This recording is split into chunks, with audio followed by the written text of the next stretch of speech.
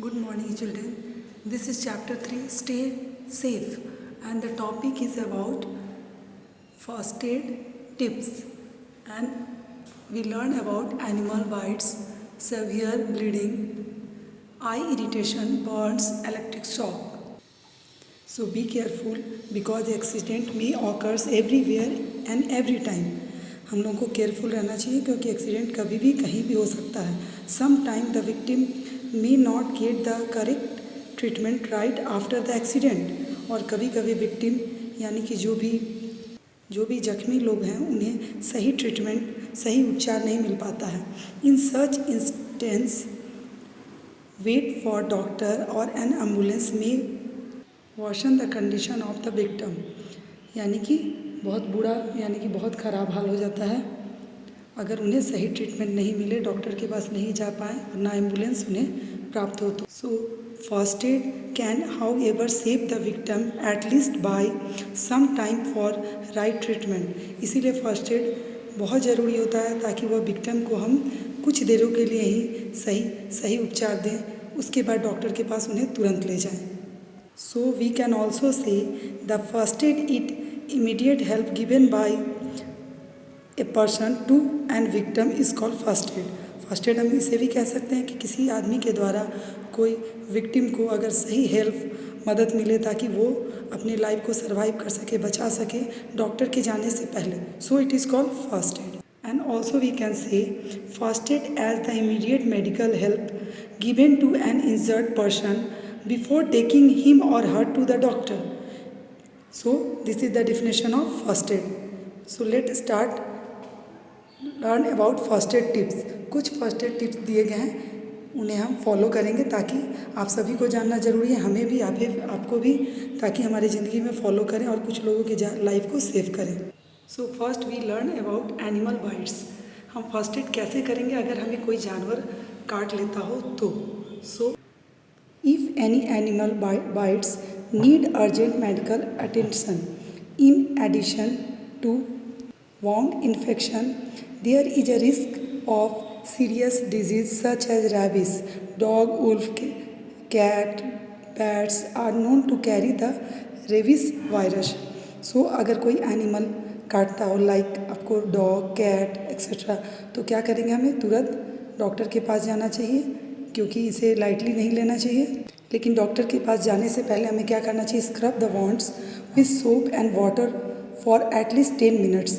हमें स्क्रब यानी कि रगड़ के साफ़ करने चाहिए अच्छे से घाव को. वॉन्ड्स मीन घाव, उसे 10 मिनट तक पानी से अच्छे से धो के वॉश करना चाहिए. Cover with a dry clean cloth और ड्रेसिंग. देन उसको क्या करना चाहिए, कवर करना चाहिए साफ कपड़े से पोंछ के. Consult a doctor immediately. Then consult the doctor. Make sure you take the complete course of injection as prescribe by the doctor. और जो डॉक्टर आपको प्रिस्क्राइब करते हैं, डॉक्टर जो बोलते हैं जितना भी इंजेक्शन लेने के लिए उतना हमें ले लेना चाहिए ताकि इन्फेक्शन फुल्ली ख़त्म हो जाए. बाद में कोई गुंजाइश न रहे कि फिर से इंजेक्शन लेना पड़े और इन्फेक्शन हो जाए. Then the second case is severe bleeding, यानी कि ज़्यादा मात्रा में रक्त बहाव. So in case of severe bleeding immediate first aid must be given to control first spreading or spurting of blood. Spurting means आपको बहाव या झटकना.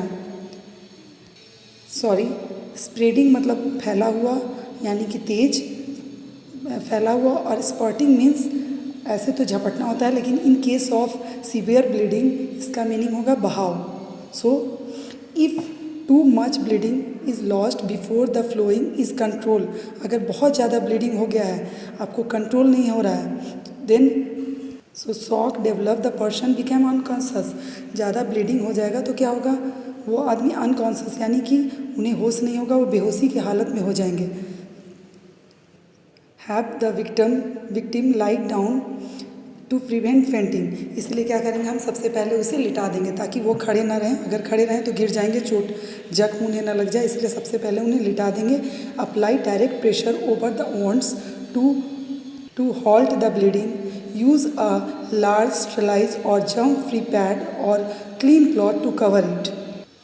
Apply direct pressure. अगर बहुत ज़्यादा ब्लड का बहाव है फ्लो है तो क्या करेंगे, उस जगह को दबा के रखेंगे ताकि फ्लो कम हो जाए, ब्लड नहीं निकले। और यूज़ स्टेलाइज और साफ़ कपड़े, स्टेलाइज हों जिसमें जर्म फ्री हो, ऐसे कपड़े से उसे कवर कर देंगे, यानी कि उसे अच्छे से ढक देंगे या दबा के बांध देंगे, आप ये भी कह सकते हैं, जहाँ ब्लड का फ्लो हो रहा है। Meet the doctor for further treatment, फिर हम उसे डॉक्टर के पास ले जाएंगे ताकि उसके आगे का ट्रीटमेंट सही ढंग से हो सके। सो फर्स्ट ऑफ ऑल अगर कहीं ज़्यादा ब्लीडिंग हो गई है तो उसे लिटा देंगे, खड़ी नहीं रखेंगे ताकि वो व्यक्ति को गिरे नहीं, चोट ना लगे। अगर वो उसे चक्कर आ रहा हो तो फिर उस जगह को तेज़ी से दबाएंगे, जोर से दबाएंगे ताकि ब्लड का फ्लो कम हो जाए और उसे साफ स्वच्छ कपड़े से बांध देंगे और फिर डॉक्टर से मिलेंगे। The third is eye irritation. About eye irritation, some first aid tips. Even a small speck of dirt in the eyes can cause much pain. आपको छोटा से छोटा कण, बहुत छोटा पार्टिकल्स अगर भी आँख में चले जाए तो आपको पेन देगा, यानी कि आपको पेन होगी। Any eyes injury need to be treat immediately. अगर आँख में कोई भी प्रॉब्लम हो तो हमें तुरंत डॉक्टर से मिलना चाहिए, उसके कंसल्ट में रहना चाहिए। Put the down lids down while lifting the up lids of the eyeball must speak will be visible। और आईलिड को अच्छे से थोड़े से हटा के देखेंगे, अगर हमें साफ नज़र आ रहा हो वो छोटा कण जो आँख में चला गया तो उसे रिमूव करेंगे फर्दर।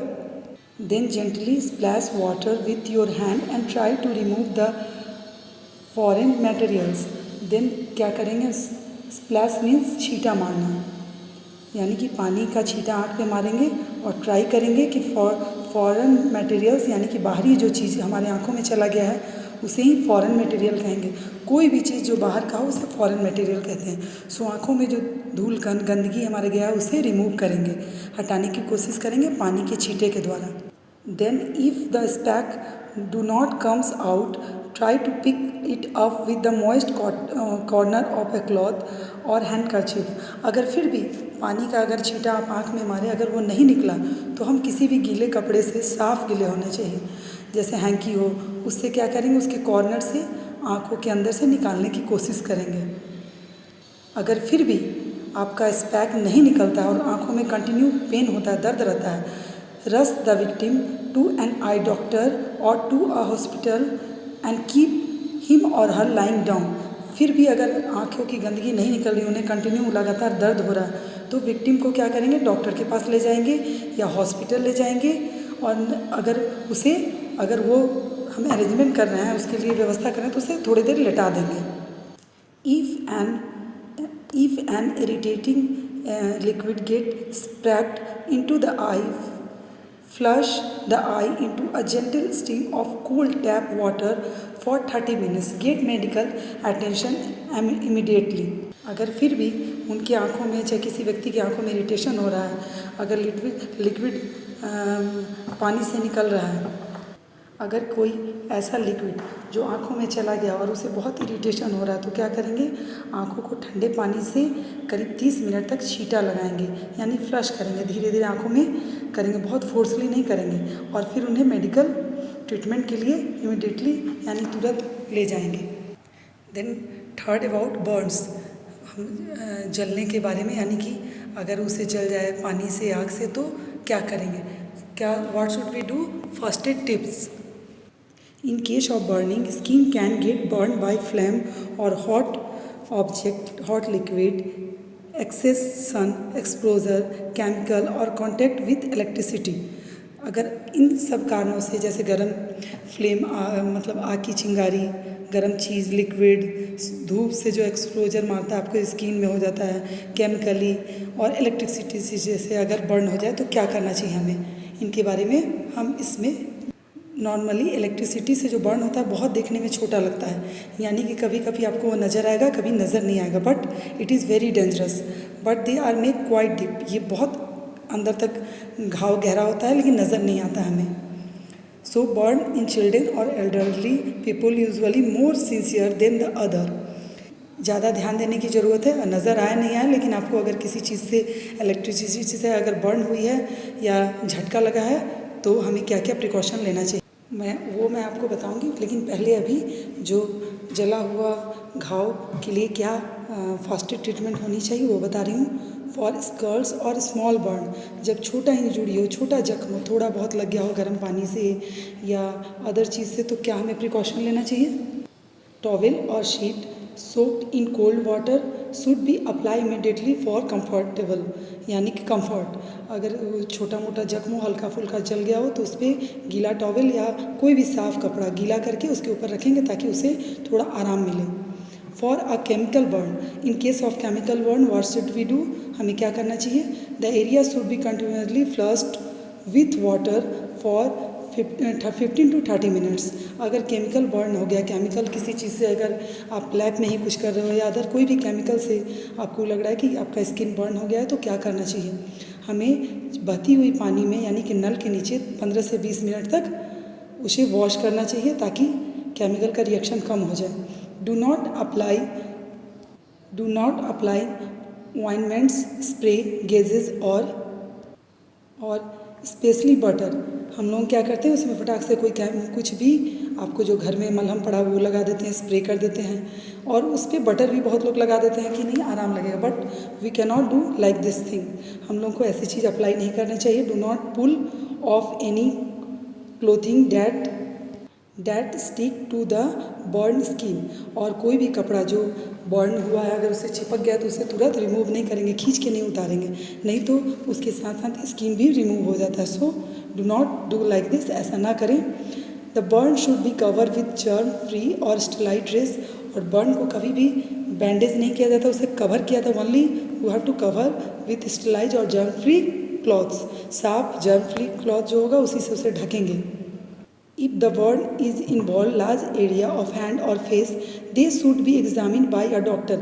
बस अगर ये आपके फेस पे हो, हाथ पे हो, चाहे किसी भी बॉडी के ऑर्गन पे ज़्यादा एरिया कवर कर रहा हो, तो हमें क्या करना चाहिए? तुरंत हमें डॉक्टर से कंसल्ट करना चाहिए, उसके पास जाना चाहिए फर्दर ट्रीटमेंट के लिए। Burns that break the skin like cut required tetanus prevention. Tetanus is a disease causes by the action of bacteria on a open wounds. ये क्या है? टिटनस क्या है? एक डिजीज़ है जो खुले में होता है। अगर हम किसी भी घाव को खुला छोड़ दें, बैक्टीरिया उस पर अटैक करेगा, देन इट कॉजेज टिटनस। एक बीमारी होती है जो टिटनस के रूप में ले लेता है। सो हमें कोई भी घाव को खुला नहीं छोड़ना चाहिए, उसे साफ़ करते रहना चाहिए और कंसल्ट करना चाहिए अपने डॉक्टर से। Thank you, bye, good day. Next day मैं आपको इलेक्ट्रिक शॉक के बारे में बताऊँगी।